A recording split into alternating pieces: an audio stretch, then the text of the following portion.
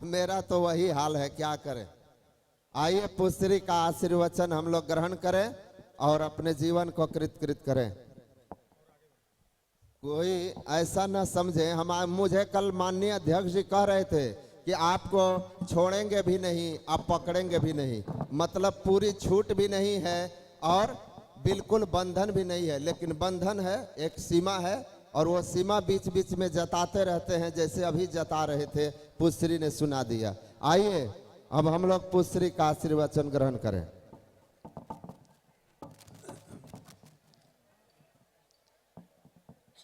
वंदो गुरुपद कंज कृपा सिंधु नर रूप हरि मोहतम पुंज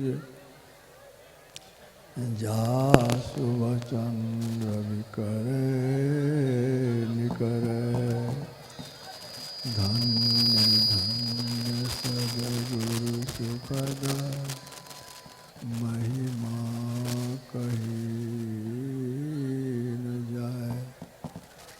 जो कुछ कहो तुम्हारी कृपा मोते कछु न बरसाए। बोलिए प्रेम से श्री सद्गुरु महाराज की जय। श्री सद्गुरु महाराज की जय।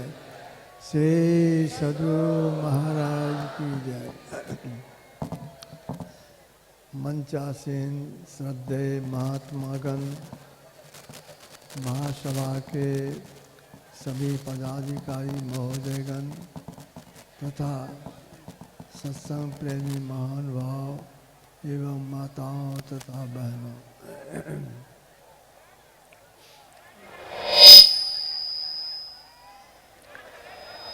संत मत का ज्ञान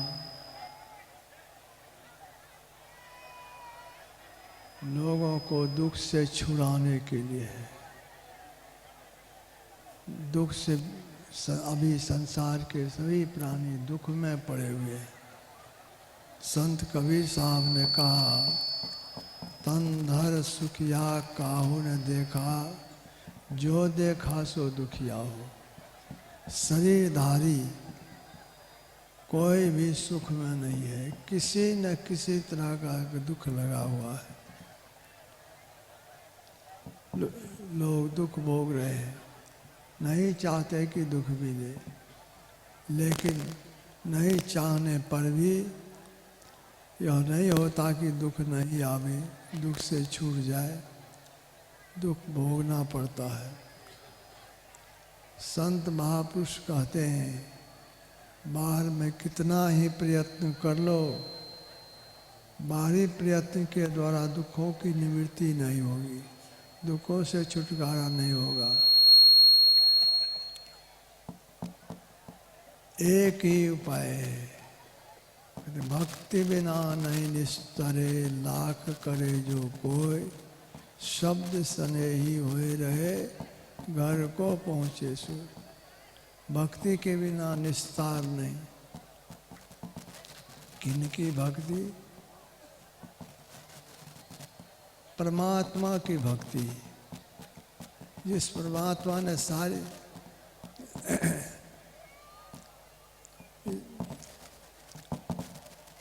सारे संसार का सृजन किया है, सब कुछ बनाए हैं। कैसे बनाए? ना किछु ते किछु कर दिखलाया। परमात्मा बाहरी कलाकार की तरह नहीं, जो जैसे कलाकार लोग मूर्ति बनाने वाले मूर्ति बनाते, उस तरह से नहीं रचना करते हैं। ना किछु ते किछु कर दिखलाया। बाहरी कलाकार लोगों को तो चाहिए साधन। जैसे मूर्ति बनानी है तो मूर्ति बनाने के लिए साधन चाहिए। किसी द्रव्य की मूर्ति चाहिए तो वह द्रव्य चाहिए, या मिट्टी की मूर्ति चाहिए तो मिट्टी चाहिए, पानी चाहिए, यह सब चाहिए। लेकिन परमात्मा के लिए यह सब कुछ नहीं। ऐसे कलाकार जो सब कुछ कर दिए, संकल्प मात्र से सबकी रचना। और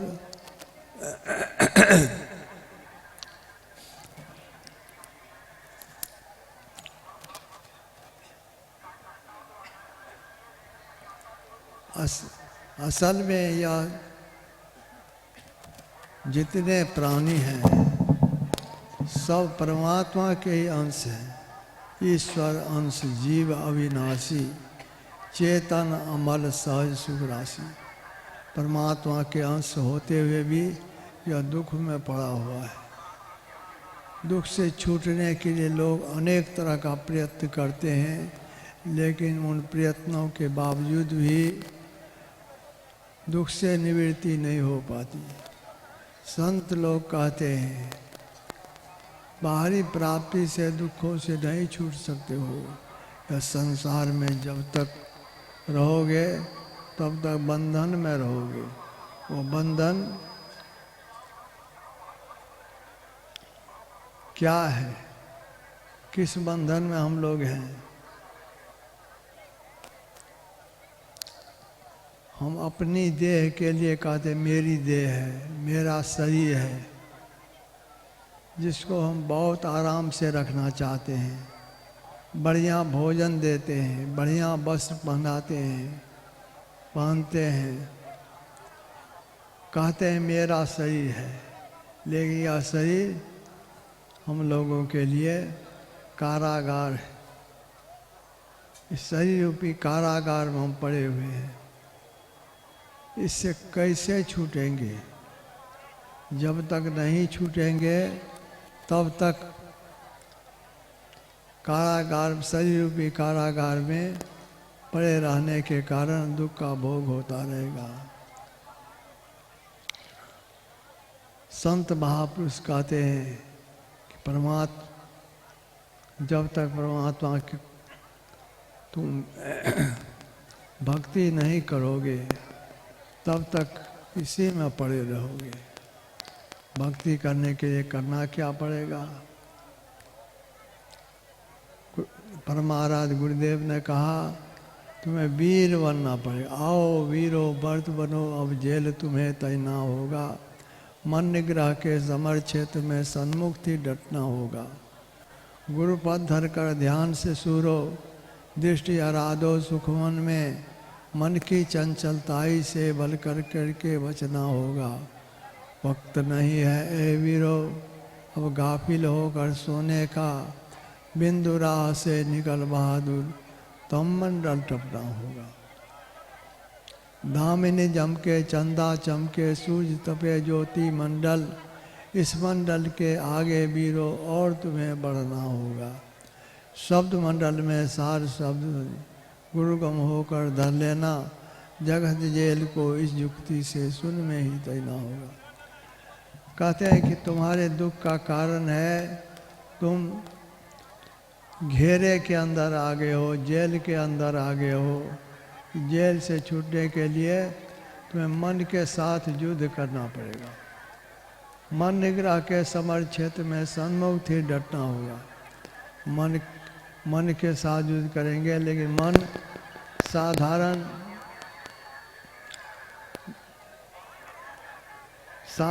योद्धा नहीं है।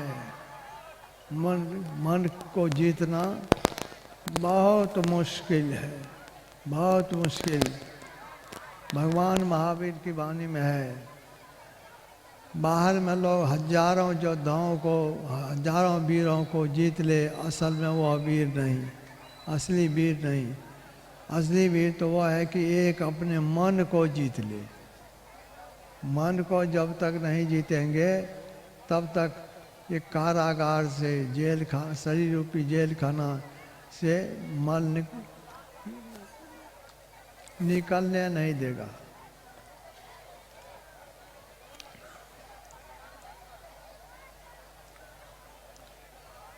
मन के साथ युद्ध करना है। मन निग्रह के समर क्षेत्र में सन्मुख ही डटना होगा। तो मन के साथ भगवान श्री कृष्ण से अर्जुन ने पूछा था, जब अर्जुन ने कहा, जब भगवान श्री कृष्ण ने कहा अर्जुन से कि युद्ध भी करो और सुमरन भी करो, तो अर्जुन ने कहा भगवान मन तो बड़ा बलवान है, मन को जीतना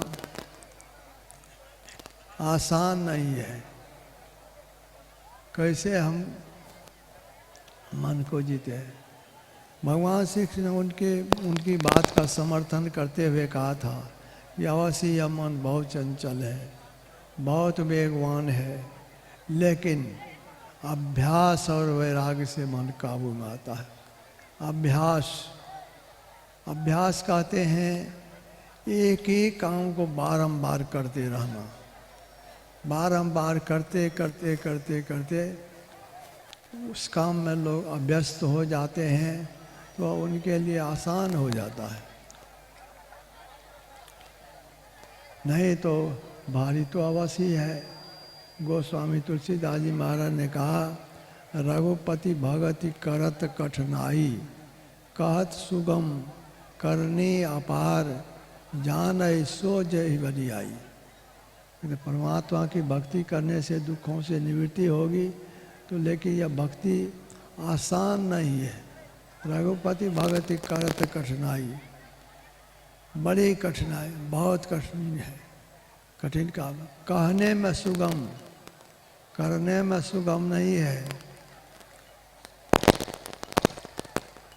रघुपति भगति करत कठिनाई, कहत सुगम, कहने में एकदम आसान, करने में बहुत कठिन है। एक ब्राह्मण शिक्षक सत्संगी तो पहले नहीं बने थे, जहाँ पर वे रहते थे तो वहाँ पर गुरु महाराज का प्रोग्राम हुआ था। तो जाति के ब्राह्मण थे, सुन करके उनके मन में होता था कि मैं भी दीक्षा ले लूं। पहले तो सत्संग वचन को सुन करके भी ये जो कोई अपनी बात नहीं कहते हैं, संतों की वाणी का उदाहरण दे करके बतलाते हैं, उपनिषद वाक्य वेद वाक्य इन सब का करते हैं, तो ये कहते तो ठीक है दीक्षा लेना चाहिए, लेकिन उनके मन में ये होता था कि हम इनसे दीक्षा लेंगे तो हमारे जाति के लोग हमको दुत्कारेंगे, कहेंगे तुम ब्राह्मण हो करके कैसे दीक्षा ले लिया। इस कारण वे बहुत समय तक ले नहीं पाए। अंतिम में होते होते उनके मन में हुआ कि नहीं लेंगे तो करेंगे कैसे, लेकिन ले लें या लोग जाने नहीं, सो उनके मन में होता था। तो एक दिन क्या किए, विद्यालय से ही अन्य उनके और शिक्षक लोग जो विद्यालय में थे उनसे कहा कि मैं एक काम से, आवश्यक काम से बाहर जा रहा हूँ, आप लोग संभालिए। यह कह करके वे पाघाट चले आए। पाघाट आने पर गुरु महाराज से कहा कि हुजूर मैं दीक्षा लेना चाहता हूँ। गुरु महाराज ने कहा कि आप तो बहुत दिनों से सत्संग में आते हैं, आपको तो पहले दीक्षा ले लेना चाहिए, लेकिन खैर नहीं लिए हैं, आज ले लीजिए, ठीक है। दीक्षा लिए। दीक्षा लेने पर उनके मन में हुआ ये तो बहुत आसान काम है, मानस जब मान जान, ये तो सुनते सुनते मेरे मन में हुआ था कोई नहीं भी लेते तो भी काम चल सकता था, बहुत हल्का काम है। गुरु महाराज उनके मन की बात को जान गए, कहे अभी जो आप दीक्षा लिए हैं कुछ समय तक ध्यान करके तब मेरे पास आइए। जा कर के बैठे, सुमरन करना प्रारंभ किए, मन भागे। अब अलगी बलगी बातों को सोच बैठे हैं ध्यान करने के लिए, बहुत बातें मन में आती गई। बहुत देर के बाद होश आया, जब सुमरन करने के लिए ध्यान करने के लिए बैठे थे, ही तो अलगी चिंतन करने लगे। फिर शुरू किए, फिर वही बात बारंबार बारंबार सुमरन करना चाहते थे लेकिन मन भाग जाता था, सुमरन नहीं हो सका। आखिर में हार मान करके उठ करके गुरु महाराज के पास आए। गुरु महाराज से कहा कि हुजूर, जिस समय हुजूर ने भजन भेद बतलाया था, मेरे मन में हुआ था यह तो बहुत आसान काम है, माना जप माना ध्यान, तो नहीं भी हम दीक्षा लेते तो काम चल सकता था, ऐसा मेरे मन में हुआ था।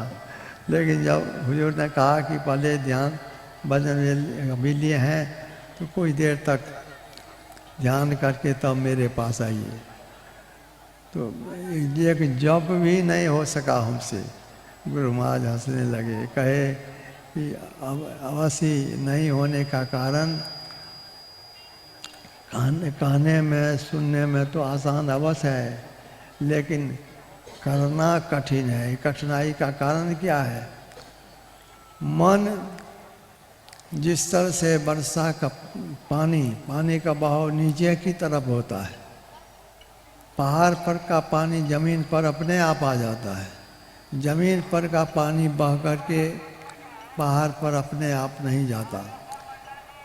मकान के छत पर पानी ले जाना चाहते हैं या तो यंत्र के द्वारा अथवा ढो करके ले जाएंगे, अपने आप नहीं आवेगा। लेकिन छत पर का पानी या पहाड़ पर का पानी नीचे की ओर तो अपने आ जाता है। उसी तरह से मन का बहाव है नीचे संसार की ओर, संसार विषयों की ओर, जिसकी कोई आवश्यकता नहीं, उसी बात का चिंतन होने लगता है। बारंबार उसी बात को तो मन लोग चाहते हैं लगाना, लेकिन मन लगता नहीं। इसी में लोगों को कठिनाई मालूम पड़ती है। दूसरी बात, इसमें अभी कुछ मिलता भी नहीं, प्रारंभ में कुछ मिलता नहीं, इसलिए मन लगना नहीं चाहता। लेकिन अवश्य जब मिलने लगेगा तब मन नहीं भागेगा। अभी जब बैठते हैं, जप करते हैं, मान ध्यान करते हैं, इस समय तो कुछ मिलता नहीं है। जब मिलने लगेगा तब मन नहीं भागेगा। और क्या मिलेगा? गोस्वामी तुलसीदास जी महाराज ने लिखा, ब्रह्म पीयूष मधुर शीतल, जो पै मन सो रस पावे, तो कत मृग जल रूप विषय कारण निस्वास धावे। ब्रह्म पीयूष, पीयूष कहते हैं अमृत को, ब्रह्म रूपी अमृत भक्त को, साधक को मिलता है। नहीं मिलता है सो नहीं, ये तुरंत तो नहीं मिलता। जैसे कोई भी काम, बाहर का काम है, खेती करते हैं, खेत में हल चलाते हैं, बीज बोते हैं, तो तुरंत फसल तो नहीं उपज जाता। लेकिन नहीं उपजता है सो नहीं, उपजता है समय पा करके। उसी तरह से तुरंत भजन भेज लिए, तुरंत मिलने लग जाए सो नहीं, समय तो लगता है। ब्रह्म पीयूष मधुर शीतल, जो पै मन सो रस पावे, तो कत मृग जल रूप विषय कारण निस्वास धावे। ब्रह्म रूपी अमृत दो रूप में, ब्रह्म ज्योति और ब्रह्मनाद के रूप में, यह जीव को, मनुष्य को, साधक को साधना करते करते मिलने लगता है। वह जो मिलने लगता है चुंबक की तरह, जिस तरह से चुंबक लोहा को अपनी ओर खींच लेता है, उसी तरह से ये दोनों परमात्मा की ब्रह्म ज्योति और ब्रह्मनाद साधक के मन को अपनी ओर खींच लेता है। तब यह भागता नहीं मन, उसमें जो रस मिलता है, उसमें जो सुख मालूम पड़ता है, उस सुख को वह तब विषय सुख फीका पड़ जाता है, तब विषयों की ओर मन नहीं जाता। तो संत लोग कहते हैं कि लोगों घबराओ नहीं, संतों ने प्राप्त करके बतलाया है जो काम पहले बहुत भारी मालूम पड़ता था वही बहुत आसान हो जाएगा, बहुत आसान हो जाएगा। इसलिए करते रहो। अवश्य इस करने में बहुत संयम चाहिए। आसन दृढ़, आहार दृढ़, भजन नियम दृढ़ होय, तो प्राणी पावे कछु, नहीं तो रहे विषय रस में। एक आसन से अधिक देर तक बैठने की आदत हो जाए, और आसन प्राणायाम जो रामदेव स्वामी बतलाते हैं वह भी आवश्यक है, क्योंकि शरीर को स्वस्थ रखने के लिए आसन प्राणायाम भी आवश्यक है। और एक आसन से अधिक देर तक बैठने की आदत बहुत आवश्यक है। आसन दृढ़, आहार दृढ़, भोजन में संयम। भोजन में संयम नहीं रखेंगे तो बैठ नहीं सकते। जैसे चरणदास जी महाराज की वाणी में है कि दिन को हरि सुमरन करो, रैन जाग कर ध्यान, भूख राख भोजन करो, तजसो वन की मान। चार बार नहीं जग सके, आधी रात को जाग, ध्यान करो जब ही करो, भजन करन को लाग, जो नहीं श्रद्धा दो पर पिछले पहरे चेत, उठ बैठो रटना रटो, परोसो लाभों हेत, जागे ना पिछले पर, करे न गुरु मत जाप, मुँह फारे सोवत रहे, ताको लागे पार।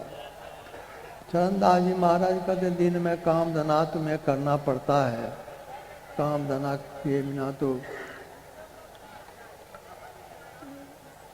रह नहीं सकोगे। संसार में हो, संसार के काम धना को करना पड़ेगा। तो काम धना करते हुए भी सुमरन करो, दिन को हरि सुमरन करो। रात में तो काम धना नहीं है, रात में जग करके ध्यान करो, रैन जाग कर ध्यान। लेकिन जो दिन भर काम धना करते रहेंगे और रात भर जग करके ध्यान करेंगे, सोएंगे नहीं, तो कैसे हो सकता है। इसलिए छूट दे दी। चार बार नहीं जग सके, आधी रात सो जाग। आधी रात जब रह जाए तब उठ करके ध्यान करो। फिर आधी रात में पहला एक बार रात तो खाने पीने में समाप्त हो जाता, एक ही पर लोग सोए, यह भी सबसे पार लगने का नहीं। तो कहा जो नहीं श्रद्धा दो पर, पिछले पहरे चेत। दो पहर रात में नहीं जग सकते हो तो पिछला पहर रात जब रह जाए तब जग करके ध्यान करो। अब पिछला पहर भी नहीं जगते हैं तो जागे ना पिछले पहर, करे न गुरु मत जाप, मुँह फाड़े सोवत रहे, ताको लागे पाप। तो पाप लगेगा, पाप लगे या नहीं लगे, लेकिन बहुत बड़ी हानि होगी, अनमोल जीवन समाप्त हो जाए। एक बार भी भजन ध्यान करने के लिए नहीं बैठेंगे, बहुत बड़ी हानि होगी। ये एक बार काहे नहीं बैठते, मन प्रारंभ में भाग जाता है, लगता नहीं। इसी के लिए करत करत अभ्यास के, जड़मति हो सुजान, रसरी आवत जात के, सिर पर परत साथ। अभ्यास करते करते करते करते धीरे धीरे होने लगा। लेकिन अब अभ्यास करेंगे, लेकिन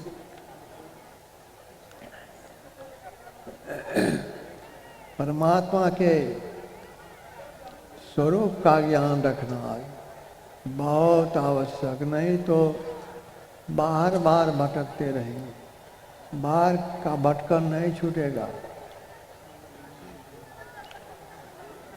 परमात्मा की भक्ति करने के लिए उनके स्वरूप का ज्ञान बहुत चाहिए। जैसे कहीं पहुंचना है तो उस स्थान का नाम जब तक नहीं जानेंगे तब तक कैसे वहां पहुंचेंगे।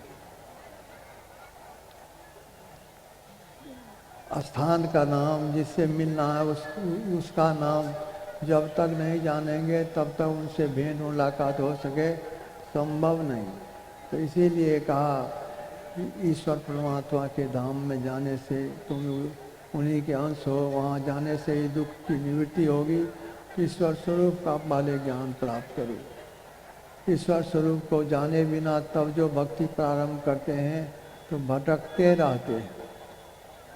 तो ईश्वर परमात्मा के स्वरूप का ज्ञान हम लोगों के परमाराज गुरुदेव ने हम लोग को रटा ही दिया है। रोज हम लोग सिद्धांत का पाठ करते हैं, जो परम तत्व आदि अंतरहित असीम अजन्मा अगोचर सर्वव्यापक और सर्वव्यापकता के भी परे है, उसे ही सर्वेश्वर सर्वाधार मानना चाहिए तथा अपरा जड़ और पराचेतन दोनों प्रकृतियों के पार में अगुण और सगुण पर आदि अनंत स्वरूपी अपरंपार शक्तियुक्त देश कालातीत शब्दातीत नाम रूपातीत अद्वितीय मन बुद्धि और इंद्रियों के परे जिस परम सत्ता पर यह सारा प्रकृति मंडल एक महान यंत्र की नाई परिचालित होता रहता है, जो न व्यक्ति है और न व्यक्त है, जो माइक विषय तत्वहीन है,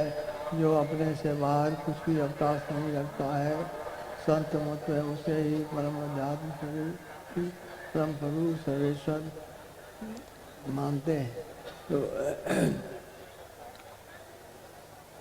ये तो कहने में इसलिए आया कि बाहरी इंद्रियां से बाहर की ओर जाने से भटकते रहेंगे। अपने अंदर उस ईश्वर परमात्मा को इंद्रियों से जाना नहीं जा सकता।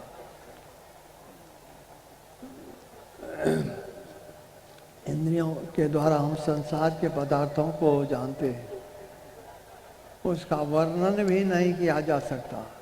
ईश्वर परमात्मा के का स्वरूप का बोल करके भले कहते हैं कि गुरु महाराज की ही वाणी में है कि प्रभु वर्णन में आवे नहीं। वर्णन करके बतला दे कि ईश्वर परमात्मा ऐसे हैं, यह वर्णन नहीं किया जा सकता। संत कबीर साहब ने कहा, जस कथिए तस होत नहीं, जस है तैसा सोय, कहत सुनत सुख उपजे और परमारथ हो। जैसा लोग कहते हैं ईश्वर परमात्मा के स्वरूप का वर्णन करते हैं तो ठीक ठीक लोग कर नहीं पाते। जस कथिए तस होत नहीं, जस है तैसा सोय। तो कहते जब नहीं होता है, परमात्मा के स्वरूप का वर्णन नहीं कर पाते हैं तो कहते काहे हैं? तो कहते कहत सुनत सुख उपजे और परमार्थ हुए। कहते सुनते जो कुछ भी कहा जाता है तो सुन करके कहने से भी सुख मालूम पड़ता है, सुनने से सुख मालूम पड़ता है, इसीलिए कहते हैं। लेकिन जैसा कहते वैसा होता नहीं। तो सभी संतों ने ऐसे ही कहा। सूरदास जी महाराज की वाणी, अविगत गति कछु कहत न आवे, जौ गूंगे मीठे फल को रस अंतर्गत ही भावे। परम स्वाद सभी जो निरंतर अमित तोष उपजावे, मन वाणी को अगम गोचर सो जाने जो पावे। सूरदास जी महाराज का अविगत जो परमात्मा की सब जगह है, उनसे कोई स्थान ऐसा नहीं जहाँ परमात्मा नहीं हो। सब जगह परमात्मा है। उस परमात्मा के संबंध में हम कुछ कहें, कहने में नहीं आता। अविगत गति कुछ कहत न आवे। कहा कैसे? जैसे कोई गूंगा व्यक्ति है, बोल नहीं सकता है, उस गूंगे व्यक्ति को मिठाई खिला दीजिए, पूछिए कैसा लगा, कह नहीं सकता।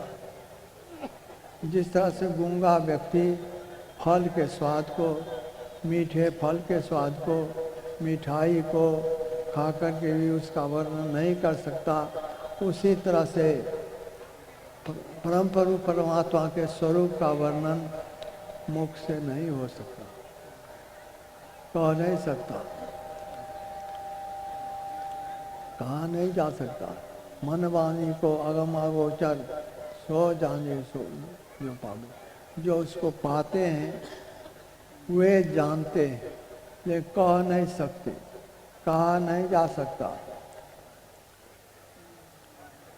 संत महापुरुष के संकेत के अनुसार उनकी वाणी का पर विश्वास करते हुए जो उसके अनुसार चलते हैं, साधना करते हैं, तो अंत में उसकी प्रत्यक्षता होती है।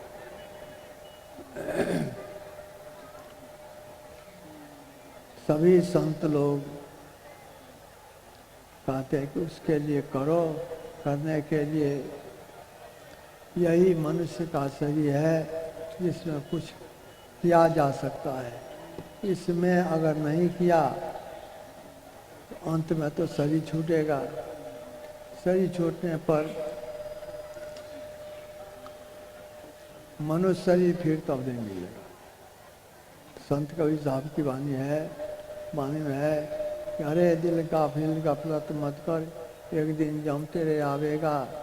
सौदा करने को याजक आया, पूंजी लाया मूल गमाया।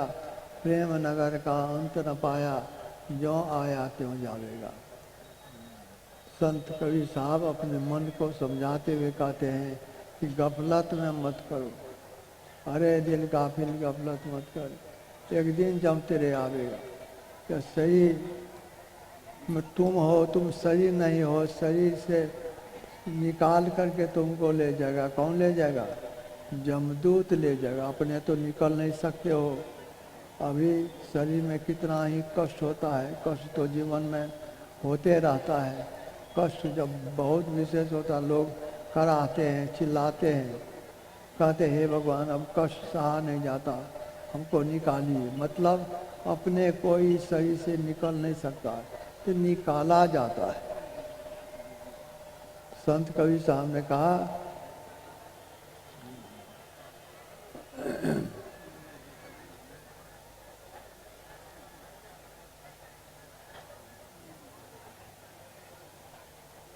अस्वस्थता के क्रम में ऊपर की पंक्ति याद नहीं आती, भूल जाता हूँ।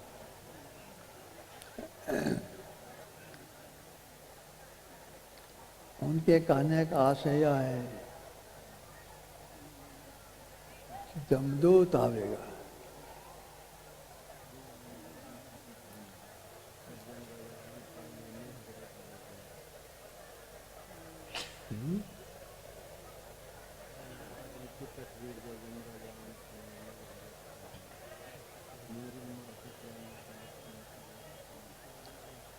पाने का क्या है?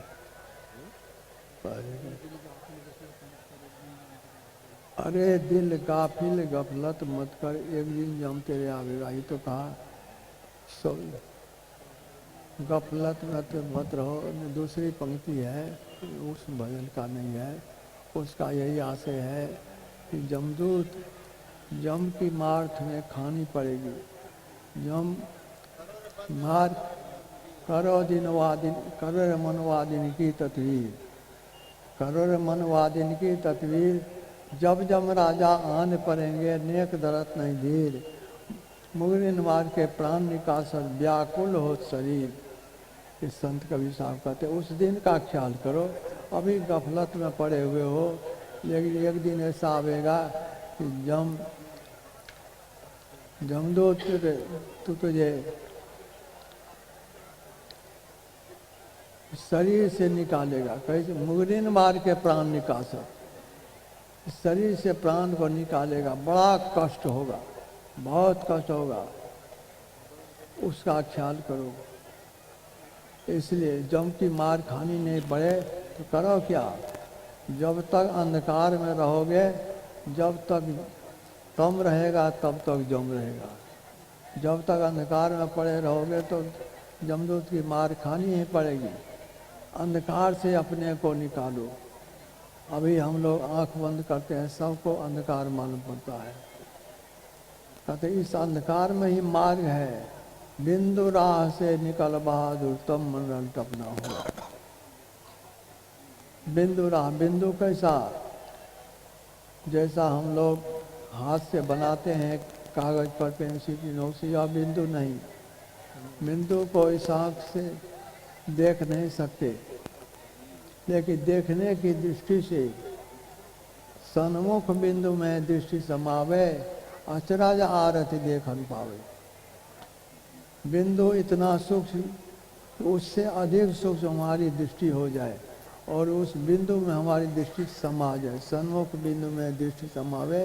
अचरज आरती देखन, आश्चर्यमय दृश्य तब तुम्हें देखने में आवेगा। तो इस तरह से करोगे तो अंधकार से निकलने के लिए तुम्हें मार्ग मिल जाएगा। अंधकार से निकल जाओगे, तब अंधकार से निकल जाने पर तब जम की मार खानी नहीं पड़ेगी, तब तो परमात्मा की लीला तुम्हें देखने में आवेगी और वही चुंबक की तरह खींच करके तुम्हें परमात्मा के धाम में पहुंचा देगा। वह मार्ग परमात्मा के पास जाने का मार्ग बाहर में नहीं है, सबके अंदर में है, सबके अंदर में है। उस मार्ग को संत सदगुरु से जानो, वह बड़ा अद्भुत मार्ग, अद्भुत अंतर की डगरिया, जहाँ पर चलकर प्रभु मिलते, दाता सदगुरु धन्य धन्य जो राह लगा देते। इस मार्ग को केवल संत सदगुरु के द्वारा जाना जाता है। बाहर में विद्यालय, महाविद्यालय या अन्य किसी शिक्षण संस्थान में उसका भेद नहीं मिलता, उसकी युक्ति नहीं मिलती। केवल संत सदगुरु से मार्ग को जानते हैं। दाता सदगुरु धन्य धन्य जो राह लगा देते।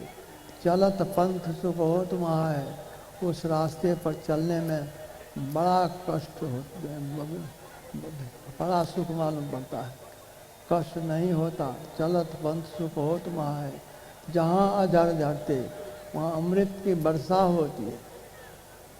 वह दो रूप में, ब्रह्म ज्योति के रूप में, ब्रह्मनाथ के रूप में, वह जो देखने में और सुनने में आता है तो सुनत लखत सुख लहत अद्भुति, अद्भुत सुख भक्त को, साधक को मिलता है और अंत में वही सुख खींच करके ले जाता है परमात्मा के धाम में, परमात्मा को मिला देता है।